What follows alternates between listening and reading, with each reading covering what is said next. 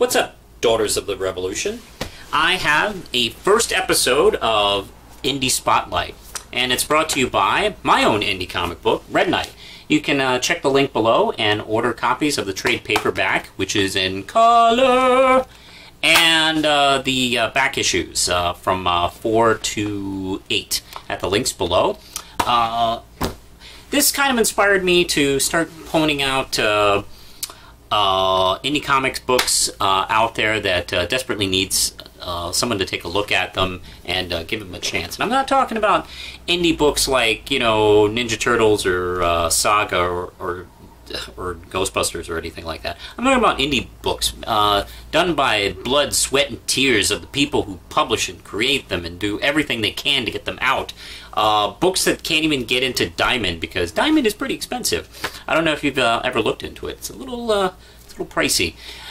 So, with that said, I begin with Like Father, Like Daughter from Short Views, and it is written and created by Catherine Calamia, and it is drawn by Wayne Brown.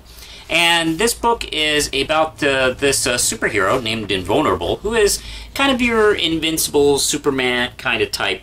And apparently from at least the first issue, he's the only known superhero in this universe.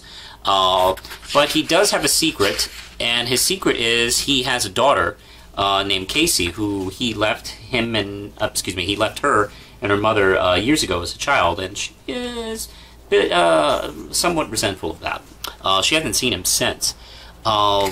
Meanwhile, we cut to we see Invulnerable, take out some bad guys.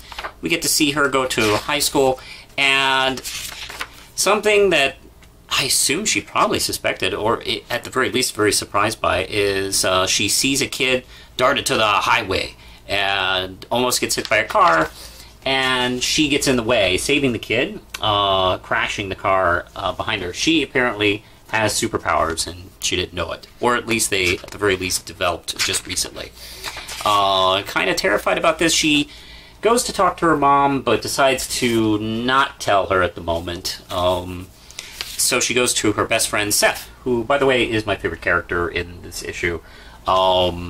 She is very likable and very funny. She's telling her all this kind of superhero backstory exposition, and she's sitting there, like, munching on pizza and drinks, like they're just chatting about, anything. And she has a nice kind of cavalier attitude about testing her powers, suggesting they should do like the Tobey Maguire Spider-Man and jump a building to see how that works out. And it works out by her getting covered in garbage, but it does work out.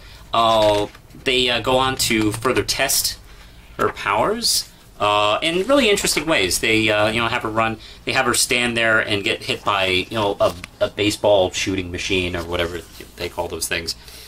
Meanwhile, we do get a picture of Invulnerable at his home, and we do get a kind of flashback of him leaving. We don't get a quite clear answer of why he left. I'm interested to see if what the story could kind of go in a couple different directions as far as that's concerned.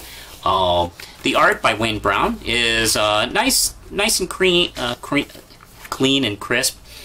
The coloring is pretty good. It's a little light, but other than that, I like the coloring quite a bit. The details on the faces are really nice. These are all fairly distinct looking people. He doesn't seem to draw the same body and face on everybody and just change their hair like some artists do. All these people are pretty recognizable, and I particularly like the facial works, like in the lunch scene. I think those are pretty good. If I had any tiny nitpicks, I think the cover is a little bit off as far as the way it's centered. I know that we need room for the title space, obviously, but it looks like there's just a little bit too much room. I think maybe this image should have been pushed up a little bit. But otherwise, it actually does, kind of send a message of what this title is about. Oh boy, that guy makes me so mad. And anyway, Long story short, this is a very enjoyable issue. I hope to see more of this series come out. Let's see. You can check the link below. I'll put a link at the bottom of the page to for you to check it out and see how you can get your own issue of Short Fuse. And with many independent books, we all kind of live and die on sales. So if you want to support, please support, and we'll be able to make more.